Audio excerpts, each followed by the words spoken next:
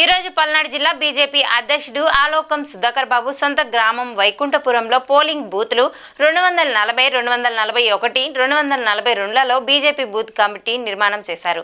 ఈ సందర్భంగా బూత్ అధ్యక్షులుగా నియామకమైన 240 బూత్ అధ్యక్షులు పొన్నికంటి నాగమల్లేశ్వరరావు, 241 బూత్ జుజ్జవరపు రవికుమార్, 242 రోసయ్య బూత్ల గంగోలు విజయబాబు, యాటగిరి కృష్ణ, గంగోలు ఉషారాణి వారికి శాల్వాలతో పూలదండలతో సత్కరించి గ్రామాల్లో కోలాహలంగా ర్యాలీ నిర్వహించడం జరిగింది.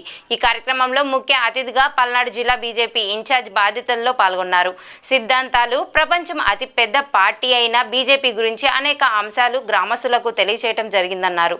ఈ కార్యక్రమంలో సీనియర్ నాయకులు పొన్నెకంటి రంగారావు, గంగోలు జమేషా, పసుపులేటి స్వామి, నండూరి ప్రభు, నండూరి బాలస్వామి తదితర గ్రామ నాయకులు, గ్రామ పెద్దలు పాల్గొని నరేంద్ర మోడీ పరిపాలన మరియు దగ్గుబాటి